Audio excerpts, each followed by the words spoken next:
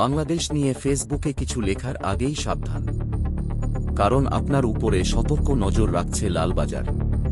নিজে সতর্ক না হলেই আসতে পারে লালবাজারের ফোন।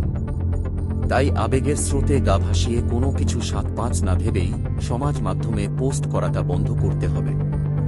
এমনিতেই দাউ দাউ করে জ্বলছে বাংলাদেশ, আন্দোলন থামেনি এখনো, সেই আঁচ পড়তে পারে ভারতেও।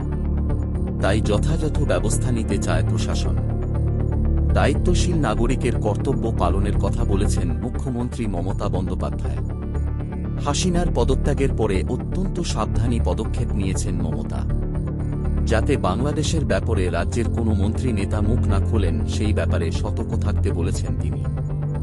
এছাড়াও শহরের বুকে যাতে কোনো গুজব না ছড়ায় সেদিকেও কড়া পদক্ষেপ নেবে লালবাজার। গতকাল থেকেই বিভিন্ন ফেসবুক অ্যাকাউন্টের উপরে কড়া নজর রাখছে লালবাজারের সাইবার সেল।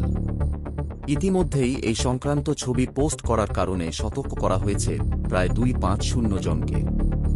এই ধরনের লেখা ডিলিট করার নির্দেশ দেওয়া হয়েছে লালবাজার তরফে। কোনোভাবেই যাতে নৈরাজ্যের আঁচ এপার বাংলাতে না পড়ে তার জন্যই কড়া ভূমিকা নিচ্ছে লালবাজার। বাংলাদেশ ইস্যুতে এমনিতেই তুমুল সতর্কতা বেড়েছে রাজ্যে। সীমান্ত এলাকায় করা হয়েছে নজরদারি, বিশেষভাবে নজর রাখা হচ্ছে জলসীমাতেও।